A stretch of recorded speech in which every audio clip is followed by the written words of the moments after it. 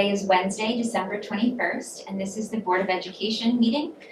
And we have a wonderful surprise tonight. This is Mrs. Denler and the Treblemakers, and they're here to do a little caroling and spread some holiday cheer. And I know that we have a special person to honor and talk about their achievements. So I'm gonna let Mrs. Denler do the service and let us know what's in store for us tonight.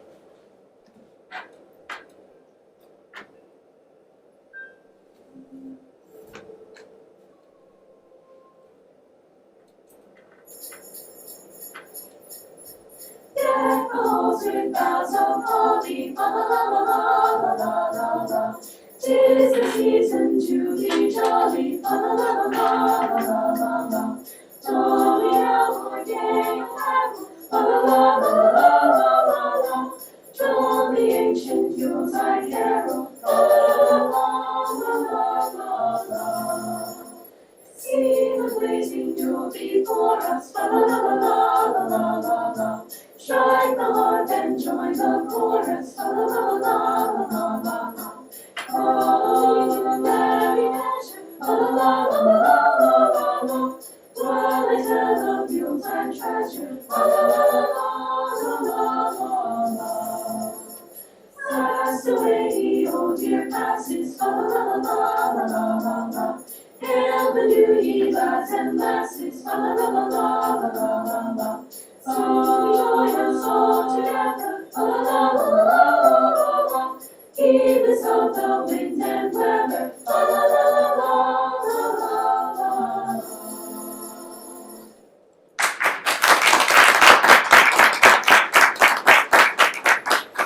That was Deck the Hall, and next we will sing Angels We Have Heard on High.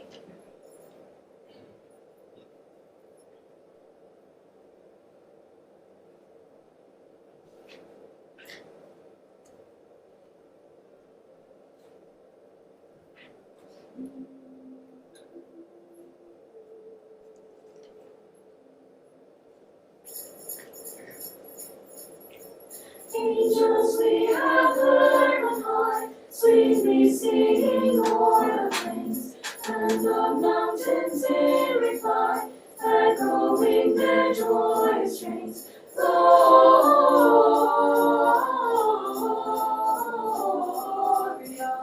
in excelsis Deo, Gloria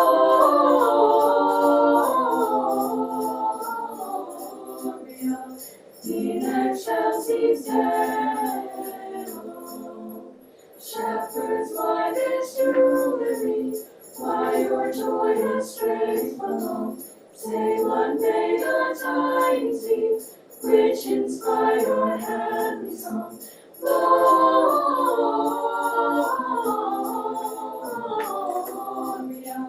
in excelsis Deo. Gloria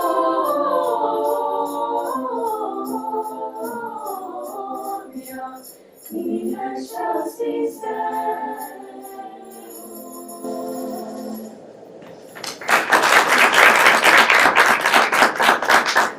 Thank you.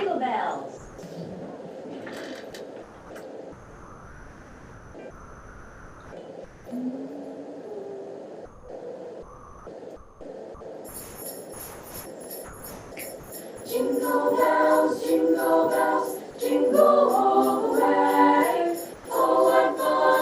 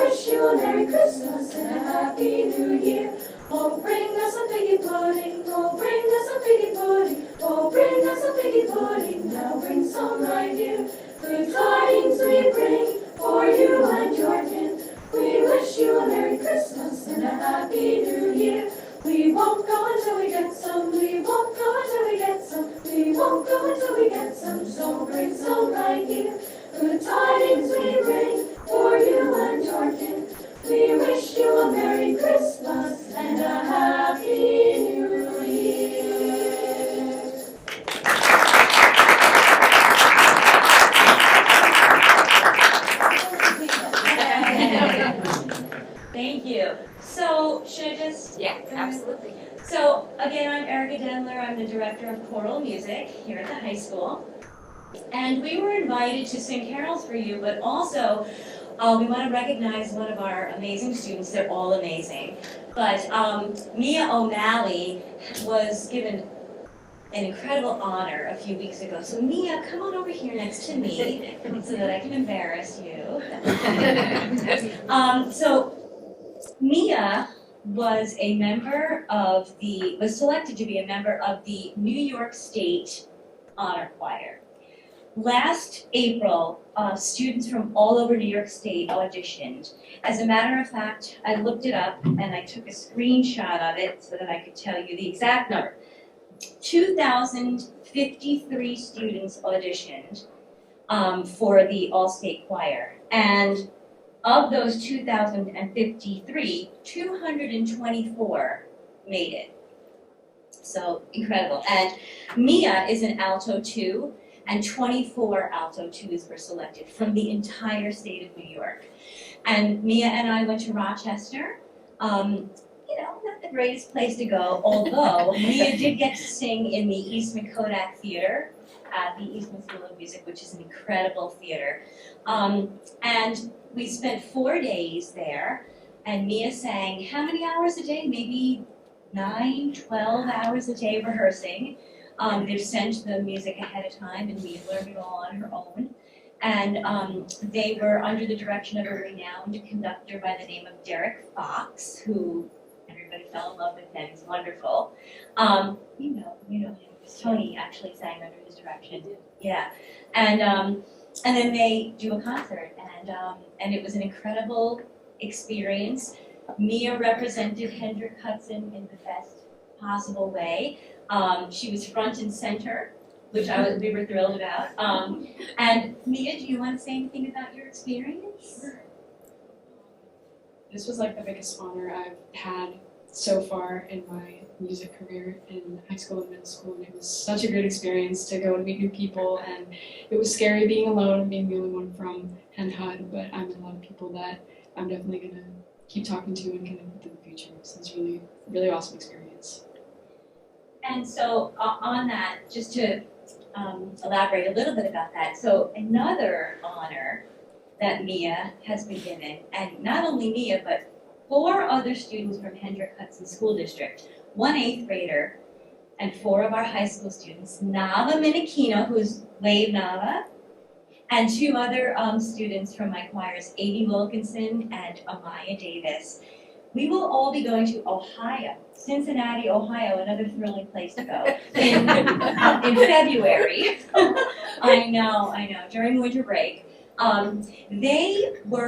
They auditioned and made it into the American Choral Directors Association National Honor Choir. 4,000 people from the entire United States auditioned, and they selected 300 singers. We have from Hendrick Hudson 5 students going, which is remarkable. I think that's more than any school in the country. So Mia will be going to that as well, and looking forward to that. Same kind of thing, they'll sing and sing and sing, and they'll work under renowned conductors and meet people, some of the same people from Rochester. And if that wasn't enough, this student is exceptional. For the first time ever, since I've been here anyway, and I don't think even before me, we have a student from Hen Hud that made it into the what is called All Eastern Honor Choir. I have never had a student get in. In order to be eligible, you have to go to All State, this Rochester thing that we did a couple weeks ago, as a junior, and that's very rare. As a matter of fact, they have that statistic here. Out of the 224 students, only 70 of them were 10th graders, that auditioned in 10th grade and made it in 11th grade. And so we get to go back to Rochester. I don't know, it rotates where they do this. It happens to be in Rochester again, but we'll be going back up to Rochester, and again, Mia will be representing the Hendrick Hudson School District. And these wonderful opportunities could not happen without the support from Mr. Giovinazzi, who thank you so much. I come into his office and all I do is like, well, there's ACDA, and then there's NISMA, and then there's honor choir, but it's all Eastern, and then and I know his head is probably spinning, but he's done everything he possibly can to make it possible for these students to have these opportunities. The district administration have always been incredibly supportive of the music, and the community at large, the board. I've been here for this is my 17th year, and I feel honored to teach here because the arts are celebrated and the arts are important. And if it weren't for that, we would not be able to have these opportunities for these students. So I thank each and every one of you from the bottom of my heart. We thank you for all your support. And yeah, thank you for having us tonight. Happy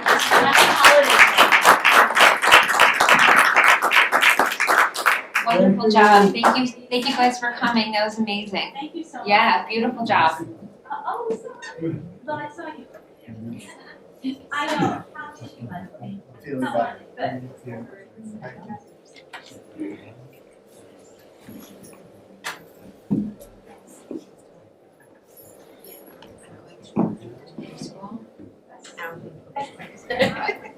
Good.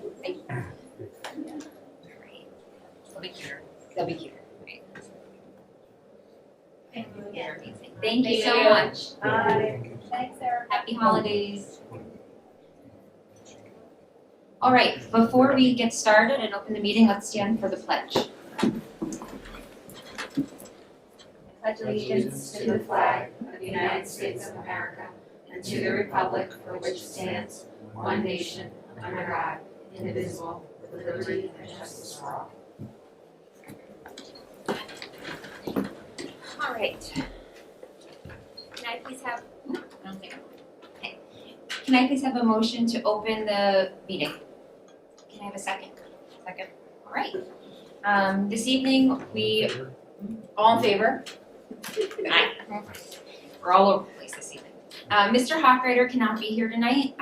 He's tending to personal matters, and some of the business that was on the agenda for this evening is being moved to the January 4th meeting. I think I need a motion to approve the agenda. So moved. Can I have a second? All in favor? Okay, before we move to the consent agenda, Carmen, do we have anybody for audience comments on non-agenda? No. It's the same. All right, It's quick, all right. and I don't sing. All Let's go back and follow. It's just a quick update. My name is Therese Stinks. I have 2 children at Blue Mountain. Just a quick update for the public. I'm getting kind of peppered with questions, and there was a general update on transportation that came in Mrs. Scullin's email last week. A quick update on my follow-up communications with Mr. Hawkrider and Mrs. Gillio late last week regarding middle school bus route changes to address capacity concerns. I wanted to advise the public here and watching at home that per Mrs. Gillio, actual route changes are to be communicated this week before the break so that they can be implemented upon the return to school. I, along with many other parents, are looking forward to this being implemented in the new year as we have hopefully, fingers crossed, dodged any severe winter weather, hopefully also in the next 2 days as well. But I just want to thank the board for your attention to this important matter, Mrs. Gillio's efforts on all of this. I look forward to hopefully having it resolved and not getting up here all the time. So thank you. Happy holidays. Thank you. Anyone else? Okay. All right, so moving on to the consent agenda. Is there anything to pull this evening? All right, can I have a motion to approve the consent agenda as stated? Second, Jen, all in favor? Aye. Okay. Moving right along, I think we do have some donations. Where are they? There they are. We have one donation, I think. Just give Greg one, we need to get it up.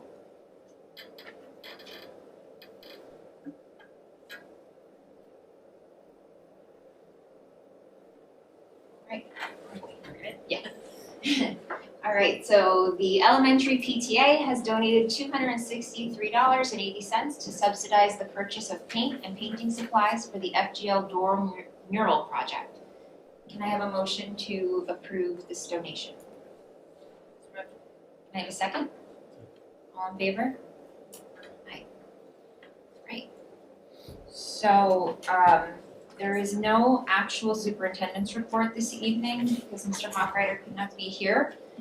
So we're gonna move along to the board's presentation on Princeton Plan Review feedback, and there will be more to come, but Greg, if you could pull up that presentation, great.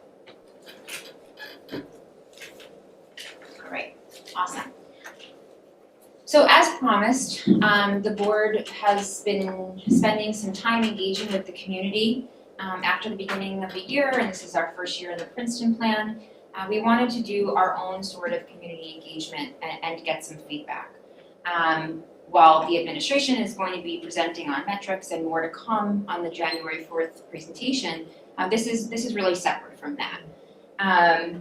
So you can click ahead a little bit, one more is good, I think. So first off, I want to say that we are really grateful to the community and to those who were able to speak up and reach out and share their thoughts, what's working, what they're struggling with. Without people, coming forward and chatting with us through multiple avenues of communication, we really would be helpless. So it's wonderful that people have kind of stepped up and spoken with us. It's all voluntary. Everything that we're going to talk about in the next couple of slides is truly just from those who offered their sentiment. This is not any sort of scientific survey. There was no third-party involvement. This was just simply a few different methods of reaching the community, and we promised that we would share it out once we gathered up some of our information. We used outreach initiatives such as our public hearing, which was December 1st. We did an informal survey of the attendees because not every person that attended wanted to get up and speak. We received many emails to the BOE, and we hosted some meet and greets and received feedback that way. We recognize that this is not the full community, and it's just a portion of the community that was willing to engage with us, and we're really grateful for that. Go ahead. All right, so one of the things that we were asked a few times was if we could clarify the word equity.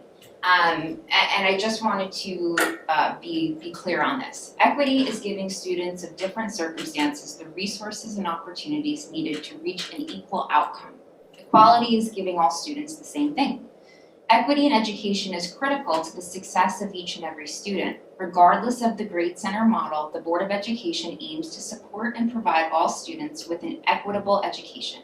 No matter what background, race, language, gender, learning capability or disability, or family history, each student has the opportunity and access to support and resources that they need to achieve their educational goals.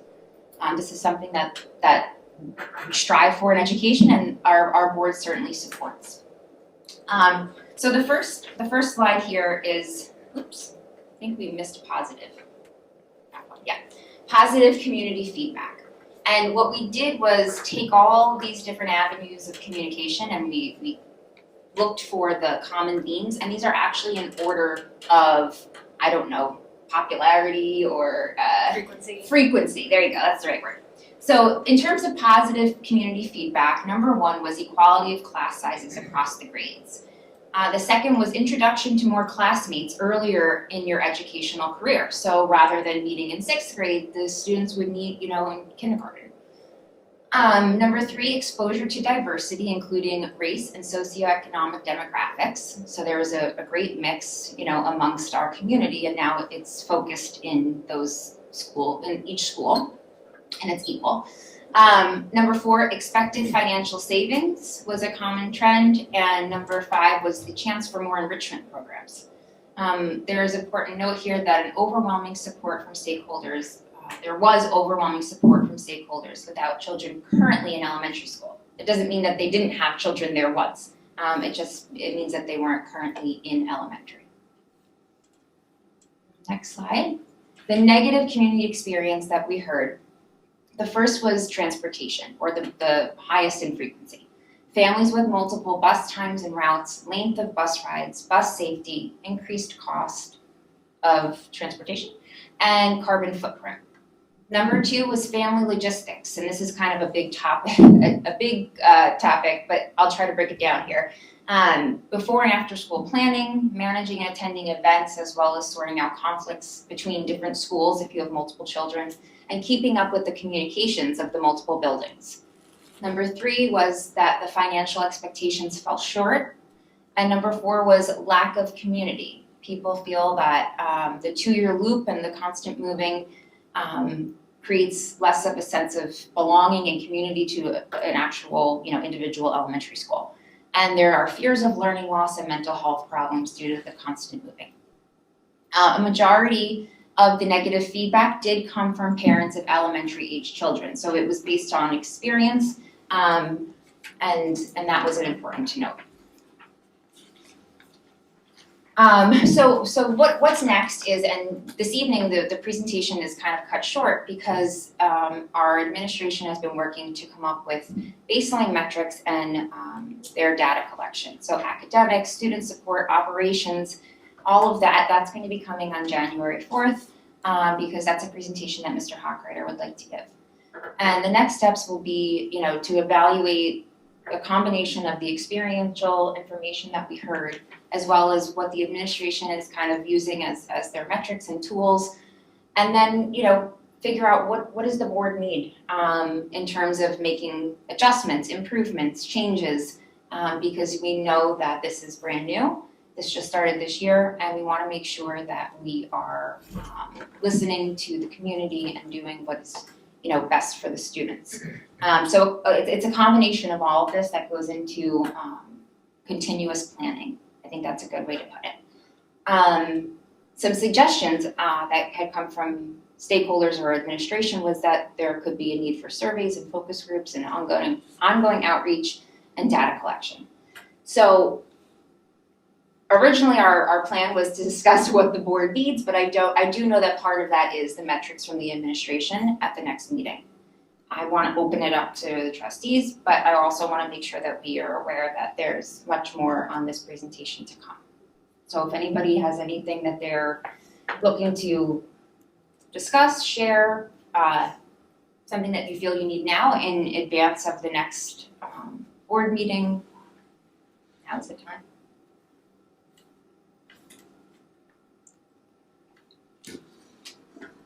Can you go back to slide 5? Sure. I just wanted the community to be aware on number 1, the equality of class sizes across grades. I'm referring to this study to examine the utilization of district schools when we're talking about class sizes. From this study that was used 2019. 2018 to actually it's 2018 to 2019. Mhm. This study is what was used to switch to the Princeton plan. This is what the board used. It was one of the old meetings. Buchanan Verplank average class size was 19.2. Frenchie Lindsay average class size was 18.9. And Furnace Woods average class size was 18.5. So I think that there's this, when people say equality of class sizes, I just want it to be known what it was. It wasn't really that far off.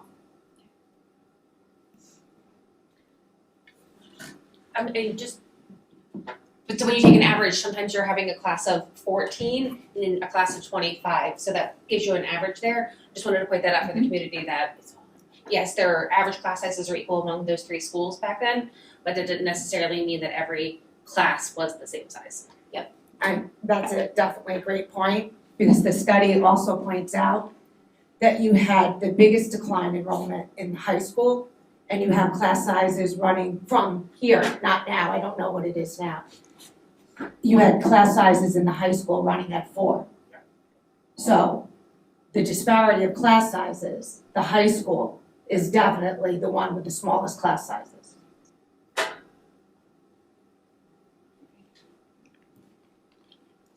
Just wondering, how does the high school apply to the Princeton plan? Well, it was part of the study. The study, the I think that's all. 82-page study that was used when it was presented to the community, Right, but that wouldn't have been affected by the Princeton plan, correct? actually it was looked at what rate it cost. The whole study was presented as a cost saving measure, And the study pointed at the middle school and the high school and the elementary schools. It gave you 3 different scenarios on which you could cut. So I actually highlighted.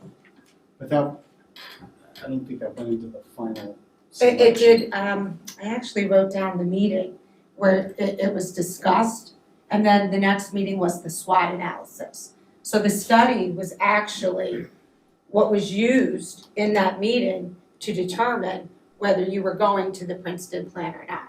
Well, why would the high school and the middle school numbers affect? Because it was before moving to Princeton plan, it was part of the overall. When you were all about cost savings, just in Oh, general. okay, right, but there was no cost savings in the Princeton plan in either of those schools, correct?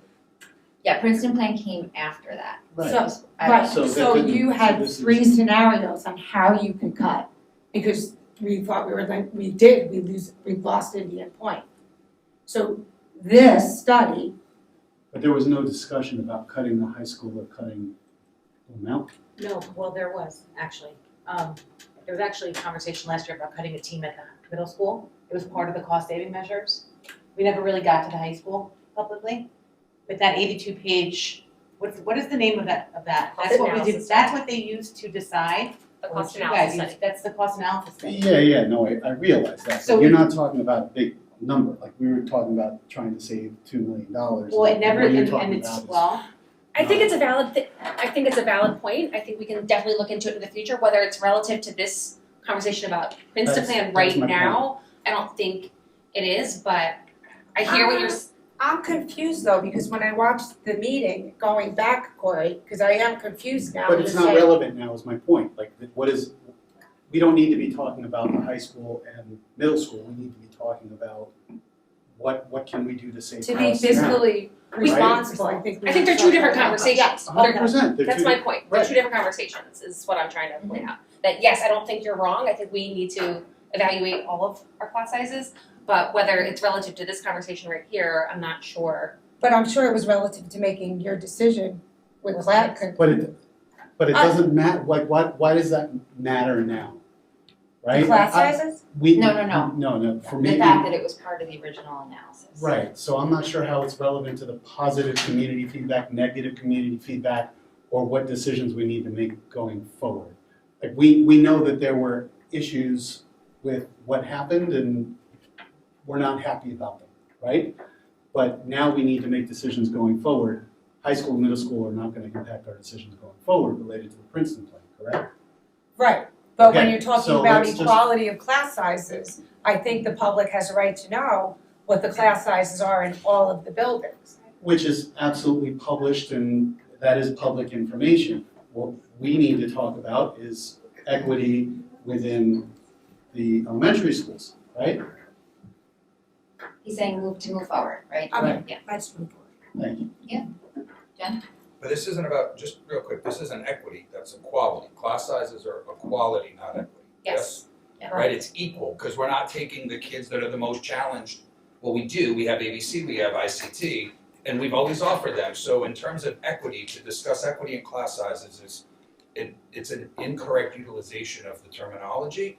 Fair enough. Right, which is why Alexis pointed it out. Yeah, I'm not, no, yeah, That's it's just, great. it's just equality. that's okay, use the wrong And I word. think when we look at Talking about the class size. class sizes, if I remember right, I put that spreadsheet that was shared on all of the class size data historically that came in those PDFs, I put it into a spreadsheet, I'll shoot it out. I'm pretty sure there was only one class throughout the entire series of years that were analyzed, like from 2016, pre-COVID, right? It was sort of understood to sort of leave COVID alone because it created a discrepancy in who was in school, who wasn't, and things of that nature. But there was only one class in Furnace Woods, one grade, that had 26 kids that they split and created the 13 and 12 or 13 and 14 kids, whatever the number Right, was. because you have to. Like, Right, once- but it once was, you that was exceed the that only, threshold. that was the only class that wasn't within one or two kids of every other class within the grade. So the idea is, well, we can't have classes of 12.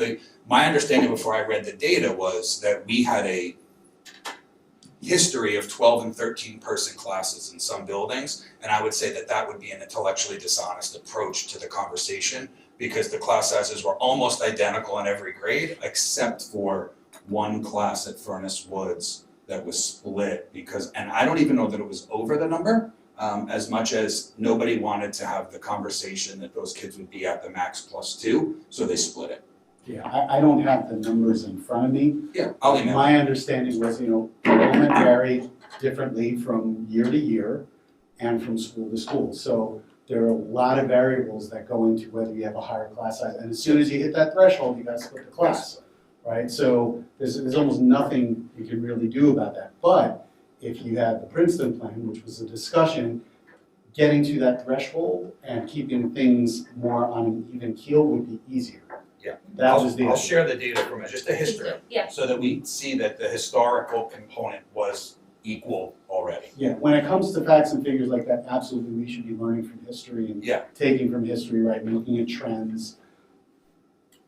But, I appreciate the fact that we're moving forward. Yeah, without a doubt. Jen? Can you go to the next slide, Greg? So I guess I would be interested to know, from the administration, so the top 2 negative community feedback based on their experiences are transportation and logistics. So what could the district do today for this year to improve those 2 topics? And then maybe it would be nice to revisit the feedback. I mean, we have to give them some time to put those into place and then maybe revisit with some parents to see if those changes were impactful. But I'm not sure that we want to wait until next year to address these 2 issues, if we could address them now, just based on they were overwhelmingly popular or continuously brought up as those being the negative feedback. Yeah, frequency. And then I guess I would also be interested, so for me, it was not really about quality, it was about equity. So I would think that in the picture we have now, the socioeconomical diversity with each school would match similar to high school or the middle school, which was different than what we had at EV, Furnace Woods, and Frenchie as individual schools. And then I would like to see if we're within each classroom, what that kind of looks like. Are the classrooms sort of equitable, or are we, if that was something that we were striving for, was equity, which I maybe it was quality and equity do often get confused. But I think that would be important to know, because I think that was something, it was a topic for a big discussion. I want to add on to that. I love, what are some possible solutions to fix immediate problems? And what might it cost us? Are there any problems that we can fix for little to no cost? So timelines, I want more data, timelines and money, and how quickly we can, or how much money do we have to throw at a problem to fix it? Would be helpful to know. So going back and off of what Jen's saying, and also I'm not sure it was actually part of the metrics that we were supposed to be presented with tonight, but I think it is important to know if we monitored our classroom demographics.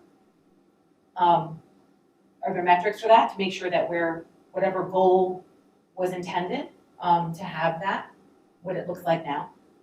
Right? Are the children actually mixing socioeconomically, language, things like that? Are they mixing? I don't even know if we've tracked levels, like your high, middle. I don't know if we've ever tracked that to get good metrics on it, to be honest. I don't know that. I would like to know that. I think we really need to look at what I need to see, and again, I'm asking it again.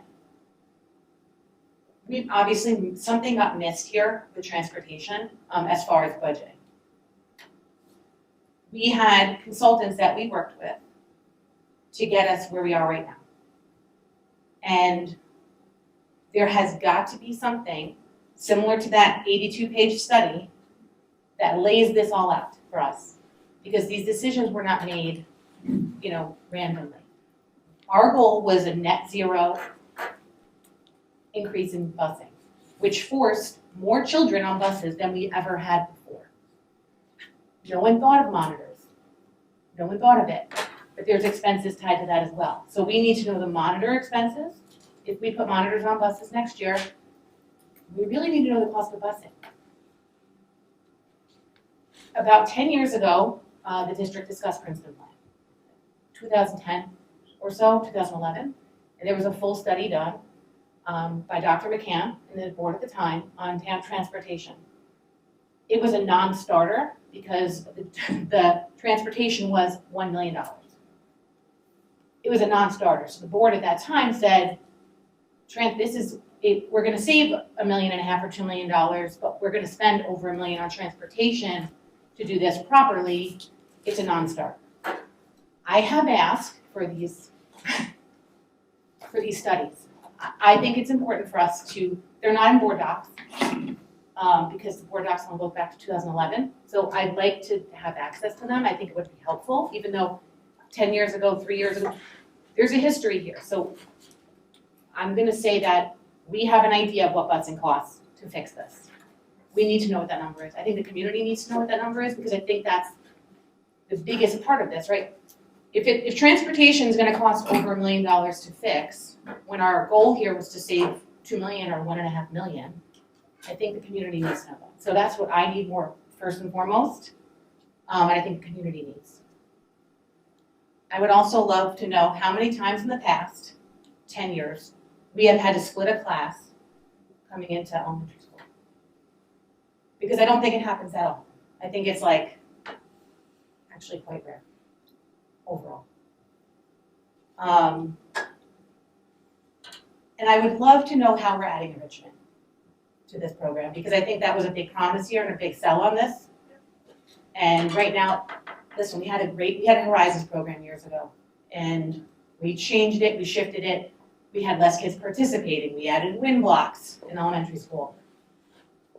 In this model, the benefit of this model is level learning and enrichment. How are we getting there? And I would love to see what it looks like in a day in the life of a student. What's it look like for a pre-K student? What's it look like for an ELL student? What does it look like for a PPS student? What does it look like for them? That's what I need. I mean, to me, that's what I'm. I just have one follow-up question to that. So Enrique, what is the record retention requirement for the district? Because if this study happened in 2010, I mean, I never saw it before. Is there any way we can get this? Who would have this? How do we get this document? Carmen can tell you a little bit more about record retention, what's the law. For the last, 5-6 years, Carmen, we've been digitizing all our records. The only thing we digitize is human resources, payroll, and board minutes. Okay, so we will have to find out. Do you have any idea, I don't Carmen, know off the top of my head, I have to go back. a There's a retention presentation? schedule, and I can just look up. Yeah, it's just in the spirit of trying to find this for Erica, right? And for the rest of the board. Because if there was a transportation study we can learn from, right? We can take that study and say, well, what did they anticipate that maybe we didn't think about, or we could do differently now and fix now? And what would it cost? Sure. There's two things. Unfortunately, back then, our transportation director is no longer with us. By the time this came, the study was done. And second, it was under different parameters. Back then, there was no limitations. No, it was just a study to say, okay, how much would this cost?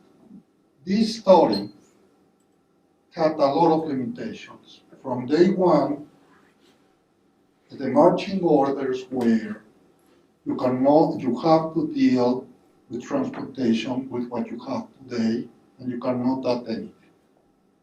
The transportation consultant said if we move 15 minutes the bells, we can save. No. You deal with the transportation the way it is now, because Those were the marching orders. Is that, do you mean for the most recent study, or do you mean for 2010? No, for this one. For 2010, Okay. again, for 2010, since it was just a study a starting point to see if it made sense to move to Princeton plan, it was, we want to know how much would it be?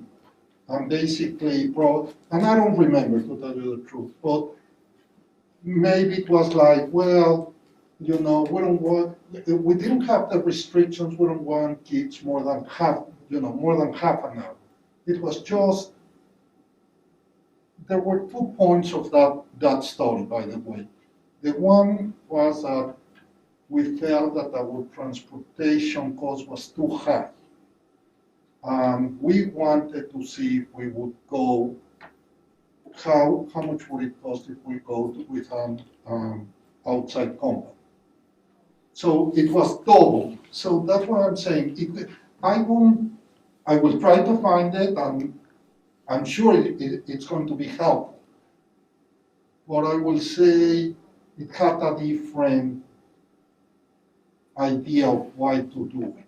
Yeah. And it was more of an apples to apples at the time, so it was, this is where the kids are, this is where they're going. There was no creativity of putting BV kids on a Frank G bus, and it was literally apples to apples. We're gonna need X amount of buses to do this, and we're gonna need this, we're gonna need this, and we're gonna need this.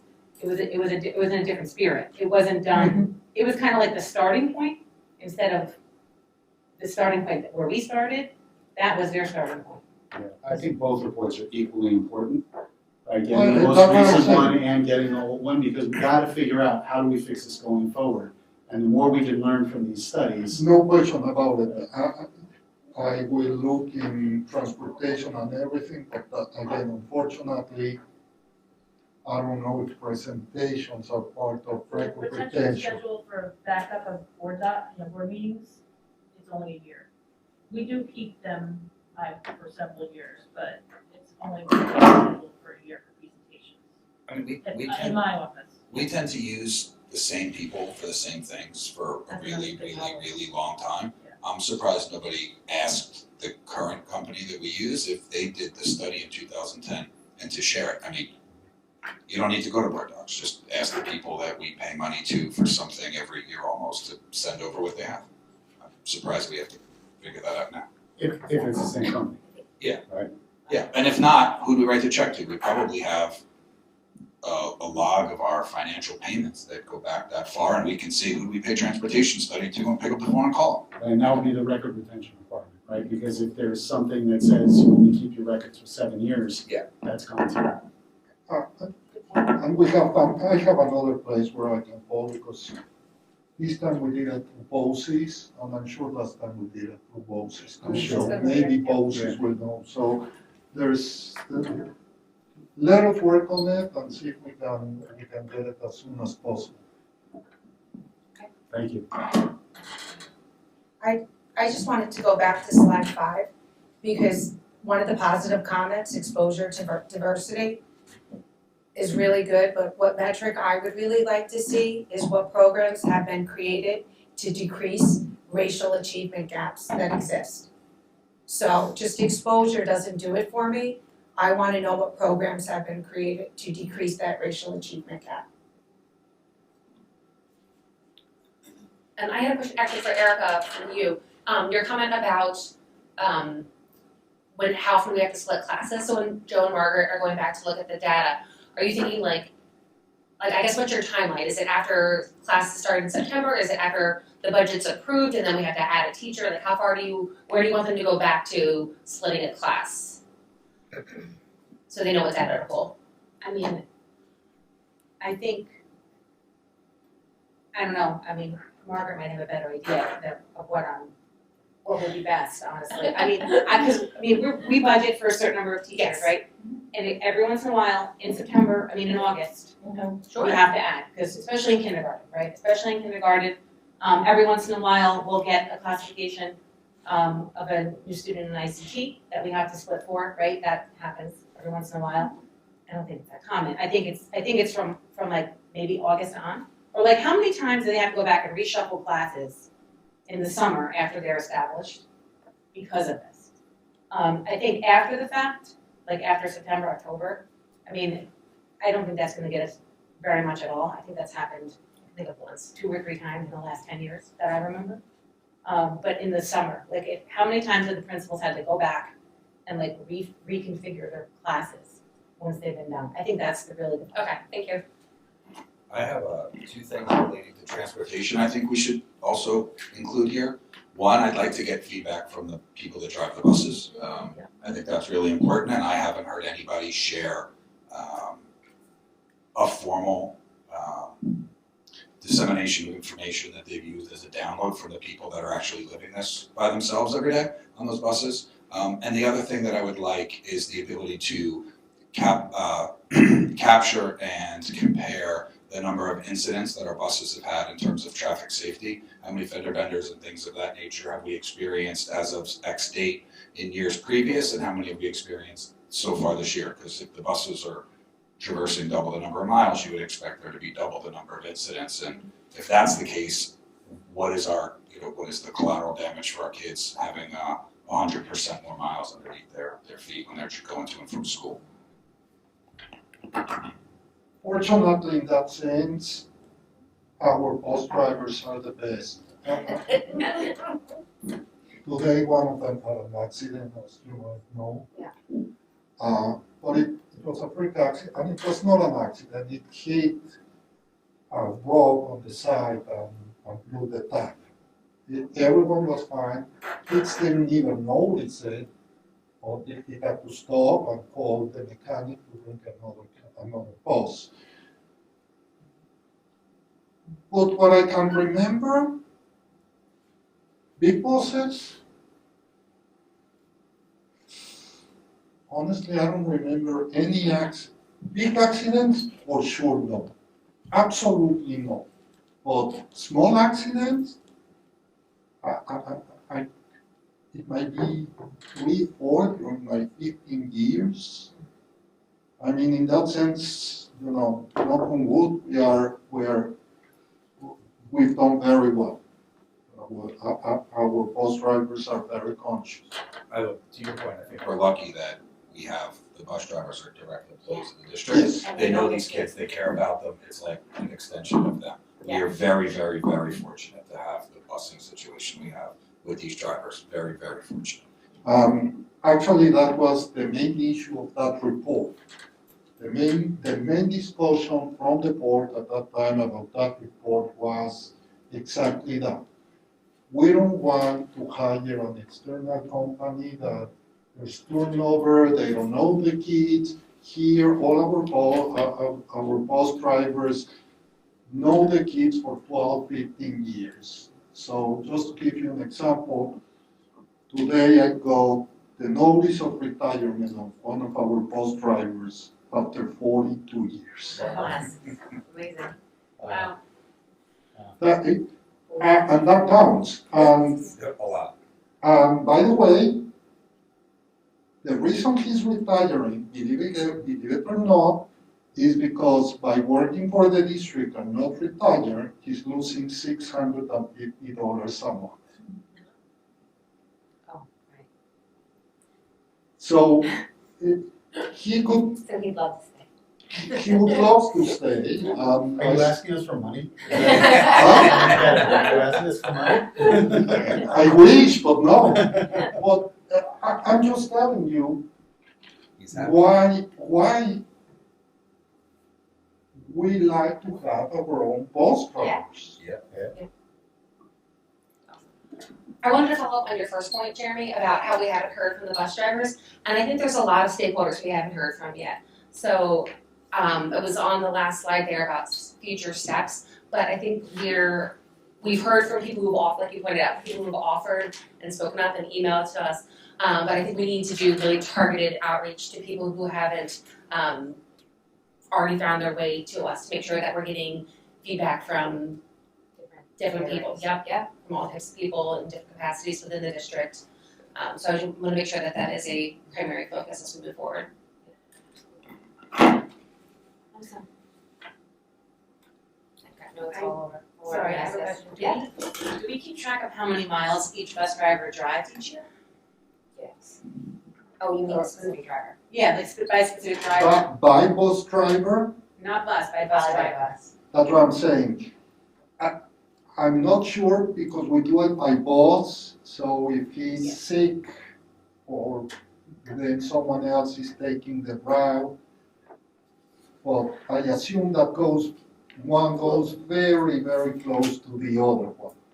I'm just wondering if they're, like, that may take a toll too. Are there a significant amount of, obviously they're all driving more miles, I mean, I think. Oh, sure, I would focus more on the time that they drive versus the Well, that was miles. what I was gonna. Because you could drive next 2 point. miles and it could take you 4 hours. That was my next point, it's, Right?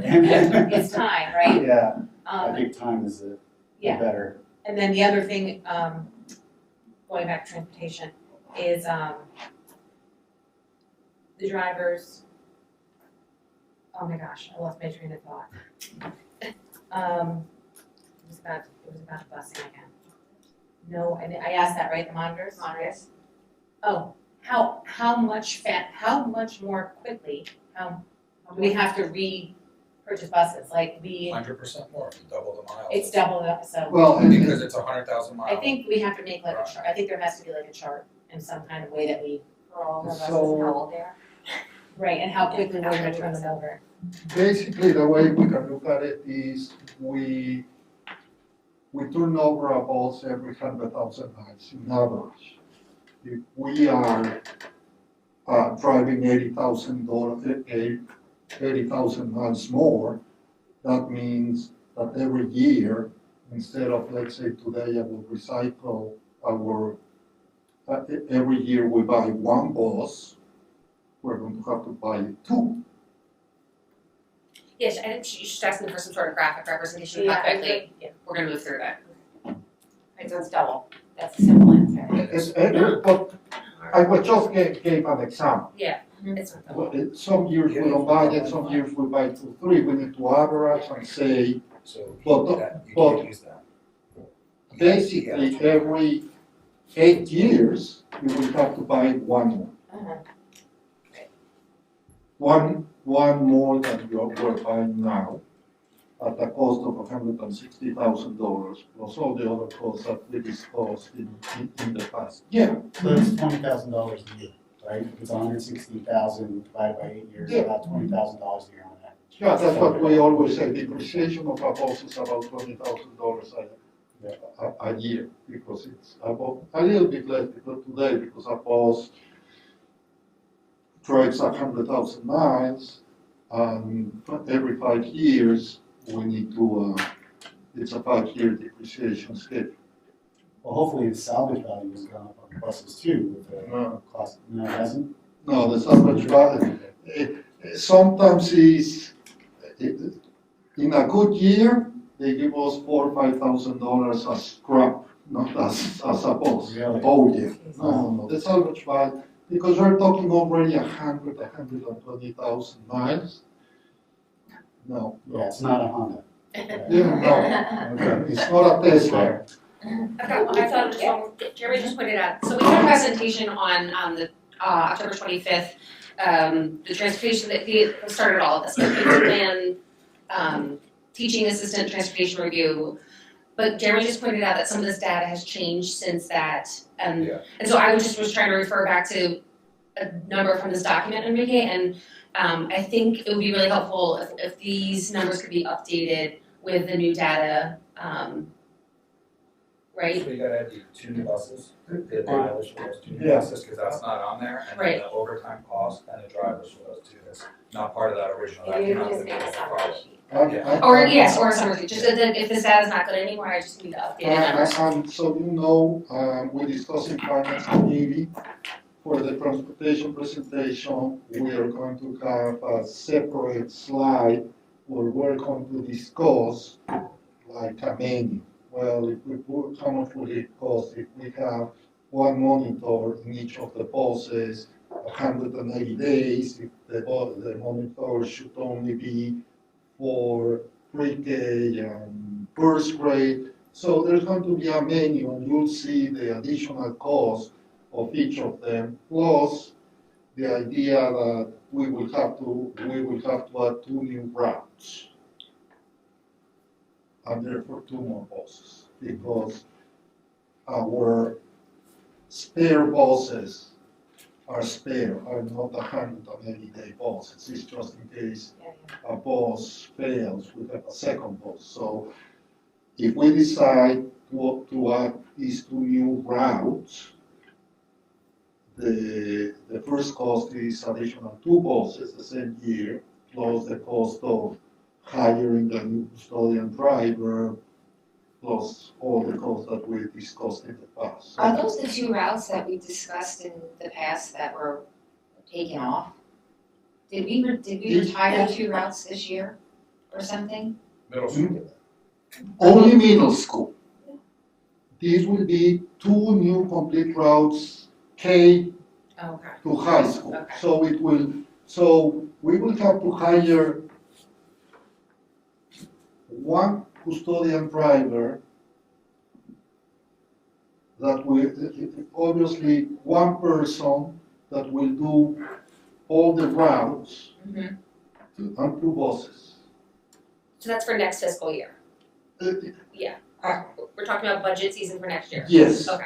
that's what I'm saying. All this will come in the transportation presentation, but all this is for next year. For this year, without any doubt, like we mentioned a couple of weeks ago, Liz is almost finished training all the new substitute chauffeurs that will be our A monitors on the buses. So we can start using them soon, very soon. That will add a cost, but again, safety is first. So we already have a couple of training buses, and we'll add more if needed. Any other questions? I'm wondering if where we are with electric buses. I know New York State has a lot of grants, we didn't qualify for them before. And I know there's a logistical issue with infrastructure. Yes. Where are we exploring that? Oh, definitely. We are exploring all of them.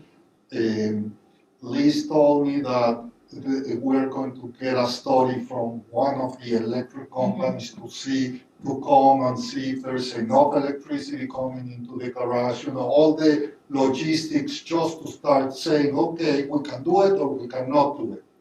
So, but yeah, we've been working, I would love to have them. When I was in Europe this summer, I saw the electric Volkswagens, the 12 passenger, and I'm like, I want 10 of these. So the first step, it's almost there for the consultants to come and say, yes, you can do it, or you need to ask NIPA to increase the voltage into the bus garage. Still, unfortunately, there's a $300,000 difference. The state won't help with that? But not, the state will give you some, Okay. but a bus costs now an electric bus about $450. And our buses cost $150. So it still is like at the beginning with cars, the difference will shrink. Proton has 1, and they are having problems.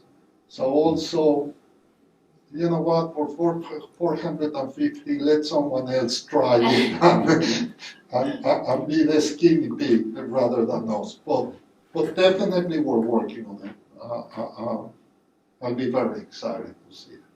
Yeah, because there are also benefits, like if it costs more, you'll also have less maintenance. Sure, We don't have to pay for gas, we don't have to pay for oil changes, right, maintenance is much It's like better. an electric car. Except it's gonna be much heavier, and you're gonna have to change tires a lot more. So that is, We're off topic. yeah, no, Yeah, it's a topic. but it's all part of the cost savings, like if you're gonna look at the benefit of No electric, question about you it. can't say that it's $450,000 versus $180, it's actually a lot less versus the $180. Exactly, but still, we're talking, Yeah, the total cost of ownership. Yeah, but it's not ready yet. it's not there yet, no. Do you get more distance? Do they let you drive them more than 100,000 miles? I don't even think that there's a, A bus that's gone that far yet? yeah, I mean. Yeah, no, I think, Brand new, so, but I don't know. yeah, electric cars are more based on time of life of the battery Yeah. versus the number of miles you actually drive. Right. So, you might say an electric bus is gonna last 4 years, not 100,000 miles. Yeah. Right, and then the battery might start to degrade and you can't use it anymore. Thank you. Wonderful. All right, so January 4th, we'll be returning to the conversation with metrics and the presentation from Superintendent Hochreiter. And I'll organize everybody's comments and feedback and get that over to Mr. Hochreiter. The next on our list is a wonderful presentation. I think Enrique is going to take us through it. The Chapka School. We had donated, right? We had donated Chromebooks. I want to explain. Okay, Yeah. take it away. Thank you.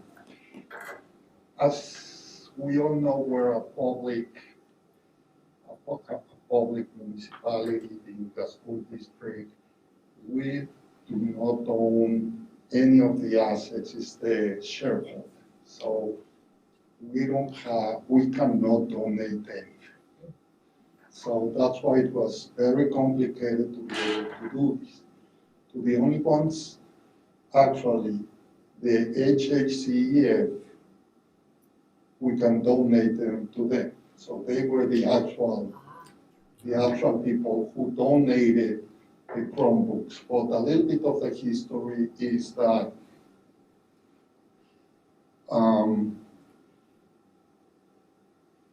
the American Academy of Neurology, where my wife works, when the war started, some of their members contacted them and they were able to ship them medicines, equipment, everything.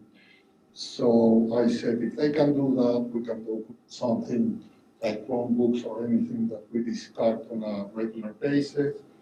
So by coincidence, the person, the neurologist in Ukraine, that was my wife's contact, her mom is a teacher in a school. So that's how all this started. And they said, we would love to help. So working with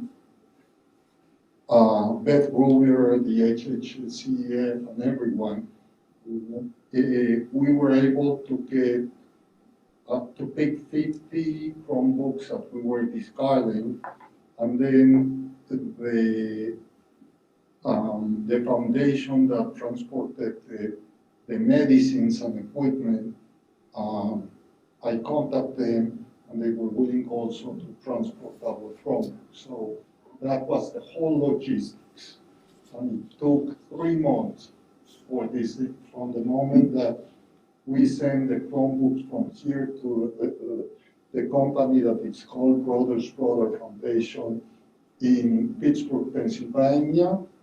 From the day that I sent the Chromebooks from here to there, it took 3 months for the Chromebooks to actually get to the kids in the school. So I want to read, while you look at the pictures and the videos that they sent, the letter that the principal of the school wrote to all of us. Dear sirs, we received the Chromebooks and really thankful to you for them. They are of great help to us. Our teachers use them at the lessons of math, physics, history, foreign languages, nature, literature, and geography. The Chromebooks are especially handy at the lessons in 5th grade because our Ministry of Education adopted a new program for a new Ukraine, but did not manage to print students' books to support it. We attached some photos to show you how we use the Chromebooks at the lessons. We want to send our sincere gratitude to the Board of Education of the Henry Hudson School District, the HACEF, Beth Kruger, Enrique Catalan, and Brothers Brother Foundation. Thank you very much for your great support. You're faithfully the principal, teachers, and students of the Buca Gymnasia School, named after Polomir Hanatic.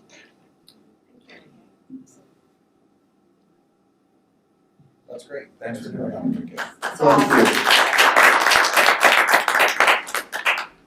Thank you, Enrique. Okay, we're at audience comments for agenda items. We've got frequent flyers here, so we don't need to read the rules. Hi, Rachel. Hey, so really quick, I'm disappointed that I didn't hear about metrics on special ed. We have a crisis right now in our special ed program. I really think you guys should be asking for metrics on our 12-1-1 kids actually phasing out of special ed. That is the goal of 12-1-1. It's supposed to be a bridging program for these kids.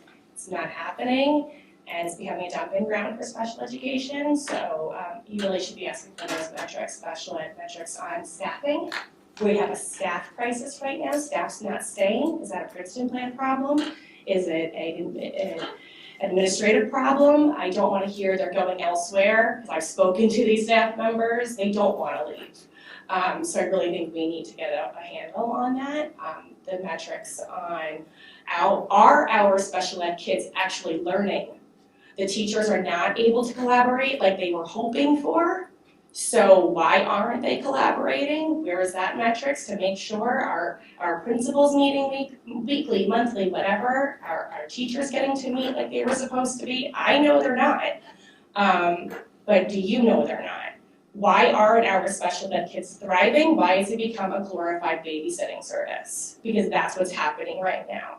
I'm once again asking this board to put a moratorium on any out-of-district students. We need to stop bringing in out-of-district kids when we can't take care of our own.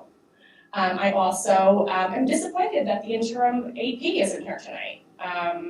She's in board docs, and we've hired an interim AP. Oh, she's on vacation. You know, and I think the community needs to know what's going on with Mr. Mackin. I really don't care about the nitty-gritty of the negotiations, what's going on, but people should know, we're still paying him. He's still getting a paycheck. We are now going to be paying this interim AP $875 a day.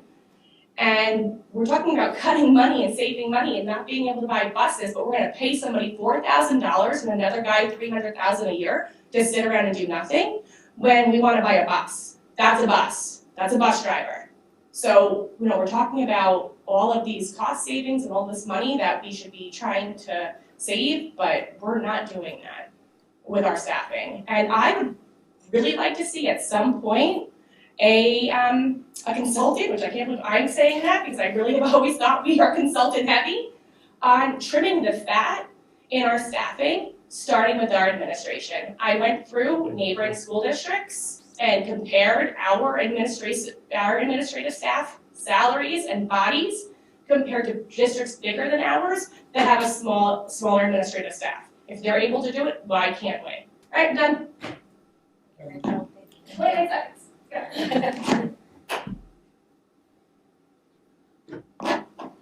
All right. That's it, right, Carmen? There's no more stuff? Okay. All right, so on to committee reports. Does anybody want to share committee reports? Yeah. So last week we had a facilities meeting. Erica, Stephanie, and myself was there as well as Enrique and Anthony were also there. So the items that we discussed were an update on the BCS, Buildings Condition Survey. So that is in progress and we're expecting a report from them, a final report from them in January. So we will have another facilities meeting in January and we'll go from there, report back on the BCS. EPC.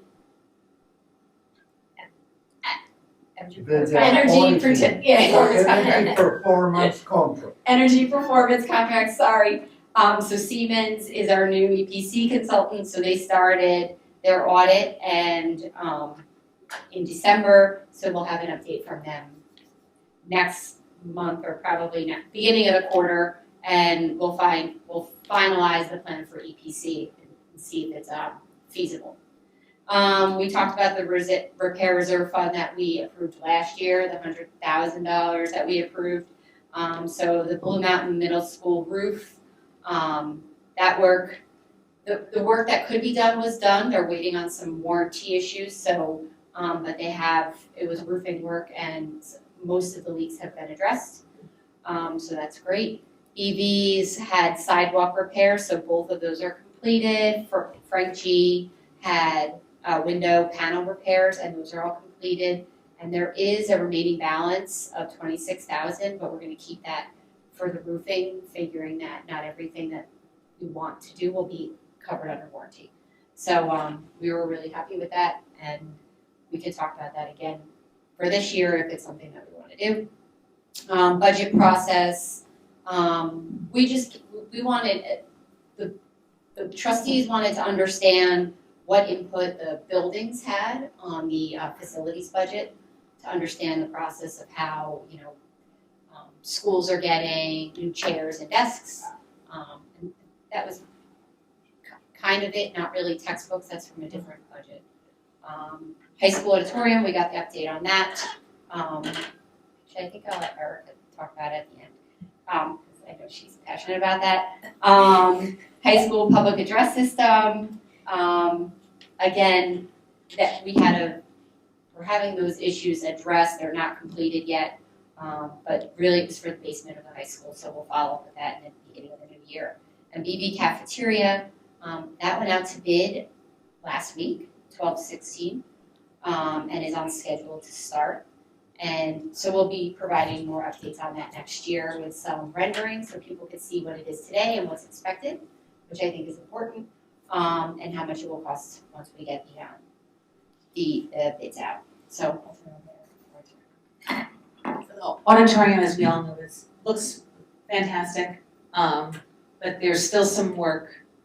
The house light is ordered, because you can't turn the lights on unless you go behind the stage. Sound system, we just, tonight, the National Honor Society had an induction of our seniors, and we're using a portable PA system because the beautiful speakers we have are not quite hooked up yet. So I know that there is a plan, everything we need is ordered in the coming, and hopefully will be done, I think Anthony Merlini mentioned possibly by March was the hope, because we have a musical in March. If there's, and Enrique and Anthony have a plan, if you don't have it for then, there's a plan with the company that we're using that will get the kids mics, and it'll all be, right, they have a plan. Is it a parts issue or a labor issue or?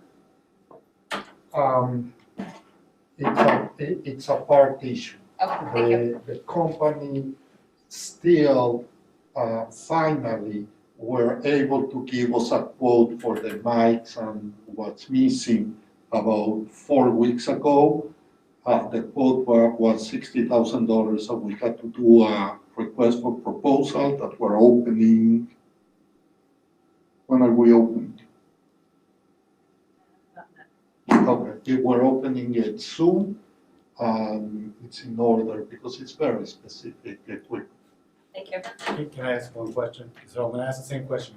Is Claire still involved and the rest of the music department still involved in making sure that? Actually, the quote go to Claire, and Claire brought it to me. Claire is the person, the contact person for this company. Okay, great, Yeah. thank you. Are you done, guys? Yeah. I have a question. For the BCS report, they're gonna share it at facilities, or are they gonna share to the board? So we were probably gonna get it first at facilities, but then yes, it would be shared to the board. We wanted to get an inside look to kind of see where it was going. And then, yes, absolutely, it'll be shared to the board. It will be shared at a board meeting, the directions, yeah, absolutely. I'm so anxious. Awesome. I attended the IT committee meeting on December 5th. It was me and Vanitha and maybe about 10 teachers. So we started off talking about directly from the teachers getting feedback about what was working and what isn't working. So she knew, where she needs to focus her and her staff's attention.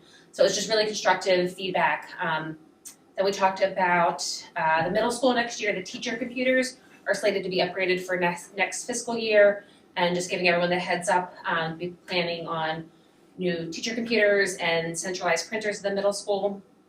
And then she has some new ideas for our district that I think sound really amazing for our community. One is called an Innovation Day, which is where we're going to invite families and the community in to see how our students are using technology in the classroom. I thought that was a really cool idea. They're working on a STEAM career day for the 5th grade. That'll hopefully happen this spring. They're looking for a date in the springtime, and then they're exploring the option for a student help desk to give students some work opportunities to help work through tickets at the help desk. So I don't know if that's going to launch, but they're launching an investigation to see at the high school whether that might be an option. And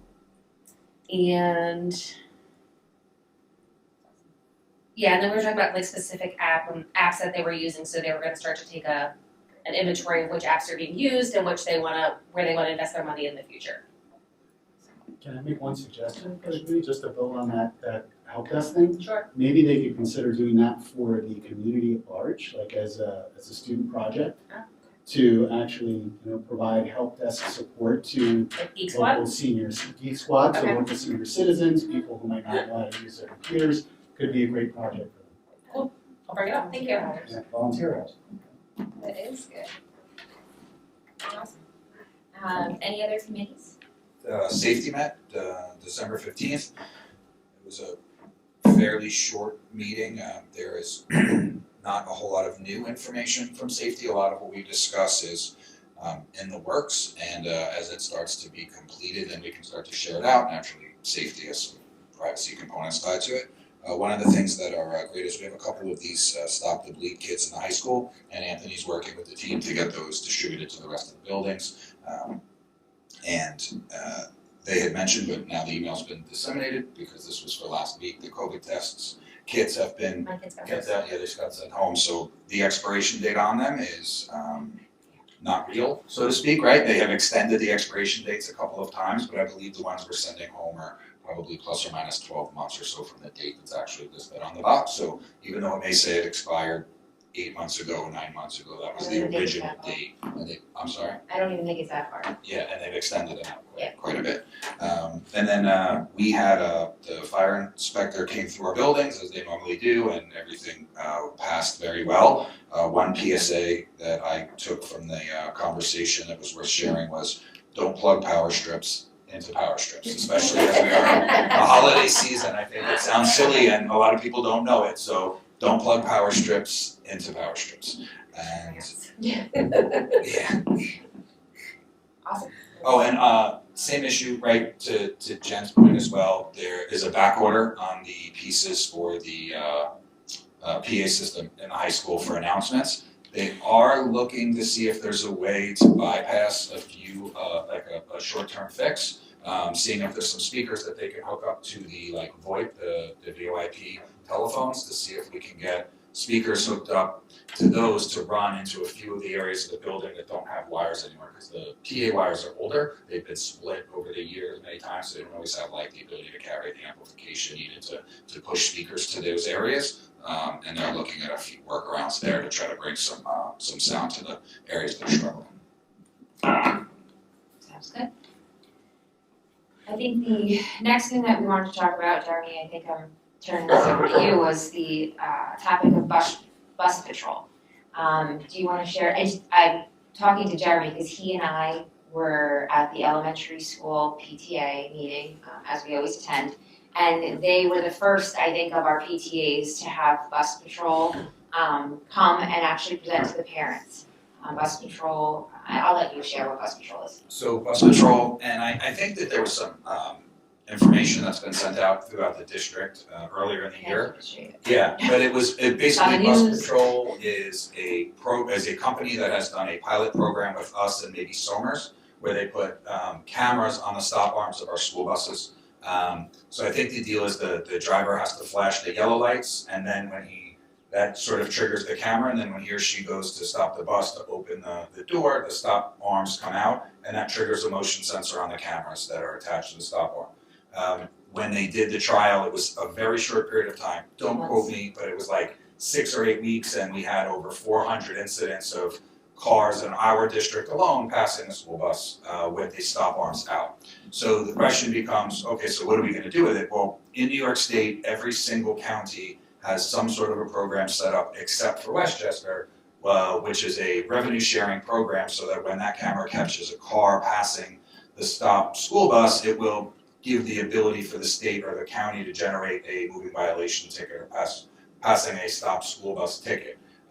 The ideal will be that it will be a revenue share program. Eventually, some of that money will go back to bus patrol to reimburse them for the cost of the cameras that they put on the buses. Some of it will be a rev share with the districts that are within that county, and then some of it will be a revenue generator for the counties themselves. Naturally, the goal is to stop people from passing school buses, and the incentive will be that you won't be ticketed by this camera. But we are the only county in New York State that is not currently allowing that system to generate a traffic infraction ticket to the person who is passing the stop school bus. So they're gonna come. So these 400 drivers that pass school buses, that's it, we just know they passed, right? So the idea is to actually put action and more behind it. They are gonna come to the board meeting on January 18th and share with everything that we've learned with the board, because I think this is a really important initiative. And I wanted to make sure we discussed it here because they've been reaching out to Jeremy and I individually.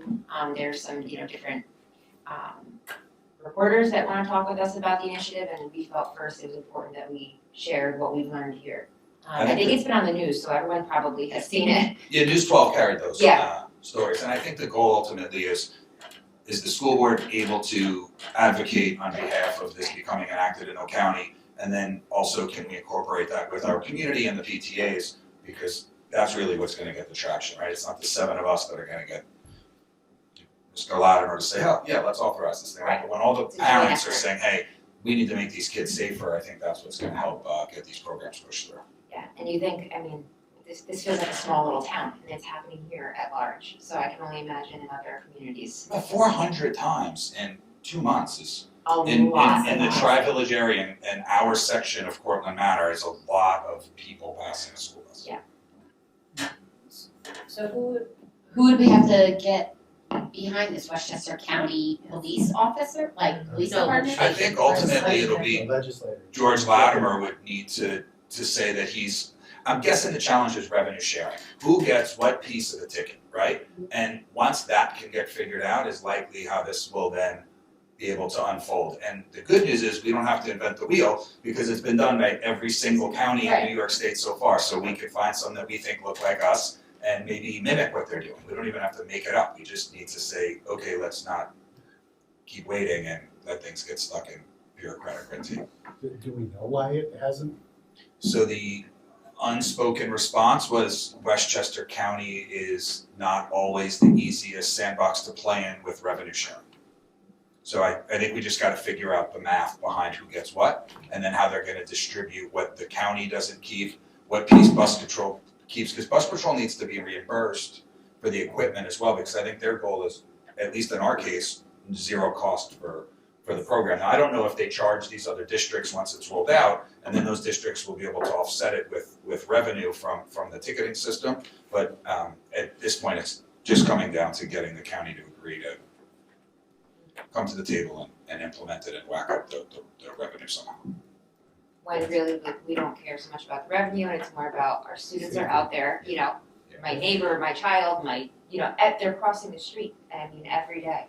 And here more than ever, right? I think we now have more kids crossing the yellow line with the new busing system that's been set up this year. So it's even more of an important initiative to be able to get the frequency of these passes to.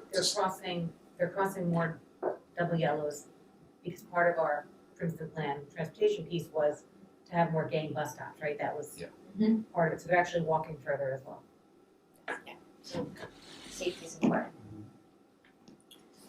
So that's, I think that's good. Anything else? Anybody, any new business, board comments, anything anyone wants to share? Everyone's excited for the holidays. Hanukkah. Happy Hanukkah. Happy New Year. We won't see anybody until the new year, hopefully. We're not gonna talk about school or homework or board business until the new year. Actually, I have one question, it's really for Margaret. When you present in the spring for your budget, can you take some time to educate us, the public, however, ICT and ELL programs, can you go through those a little bit?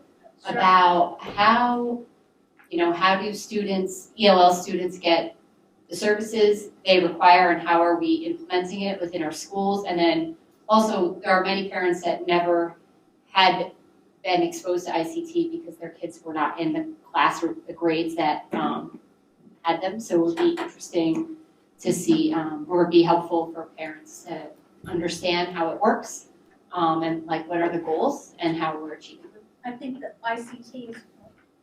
Oh, that's Lisa. ICT is really Lisa, Yes. but I will tell you, this goes somewhat back to something Stephanie brought up. Our largest, I think everyone knows this, our largest minority population is Hispanic. And so we are looking at a co-taught model for ELLs. So it may not be ICT just for special ed for much longer, because that's a conversation we were having last year. And then in the movement of staff, we decided, we don't have to do everything in year one. And so we decided we would study that a little bit more. We switched consultants because our prior consultant retired and just picked up with a new E&L consultant out of the city. And so that is part of what we're looking at together.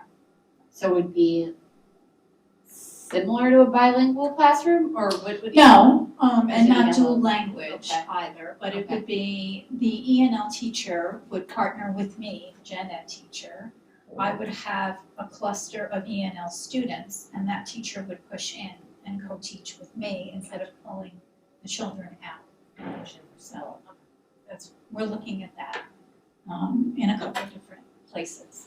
It's like an ICT model in special education. It requires an extreme level of collaboration between two adults who often work alone. And so that's a match that you have to be intentional about when you make it. And obviously it would be new to some people, so we would provide some professional development to understand what are the 7 different models of co-teaching that are available when you work with someone side by side. How do you know which to employ in each different situation, et cetera, et cetera. Would that mean, would this mean more E&L teachers than we currently have? We don't believe so. It would mean, Not that that's bad, I mean, it I'm would not- mean a very careful use of placement, which I always think we can do a better job of. And that's extremely problematic at secondary. Because remember, you have one E&L teacher who's trying to work. If you scatter the kids, I now have to talk to 10 people, potentially, instead of if you cluster kids. Now, maybe I'm just talking to Erica and to you and to Corey about what your ELA lessons will be. So it's an important consideration for student placement and teacher collaboration. So we'll see where it goes. We have a few people who are excited about it and who potentially have already identified some general colleagues who would be interested in collaborating. And that's always a great thing, to have people go into it willingly. So we'll see what that looks like. And our new consultant is excited about that and the opportunities that it opens up for kids to be able to remain in the mainstream classroom for their lessons. So it allows them more collaboration with their peers. So we'll see where it goes. But we can talk, I'll let Lisa know that you brought it up as well. Is it 90, roughly 90 kids in district that are ELO right now? Roughly, And at is that- different levels. Is that equally disseminated amongst the grades? Does that come out to? No. So there's, And nor is it equally disseminated across proficiency levels. So there are 5 different proficiency levels, and even when a student scores commanding, which means that technically they're out of the service, they are still entitled to 2 years of follow-up. So it feels different. You can look at a list for me and say, oh, you only have 14 children. But those 14 children have different numbers of minutes that I'm required to teach each week based on their proficiency level. Thank you. Do we have other than Hispanic, what other languages or do we have? Oh, many, yes. Of those 90-something students, there's a multitude of different Exactly, languages, so it yes. would it be, if we did this, it wouldn't just be the Spanish speakers, it would be all of them mixed? Sure, yes, yes. All right, can I have a motion to close the meeting? Second. All in favor? Aye.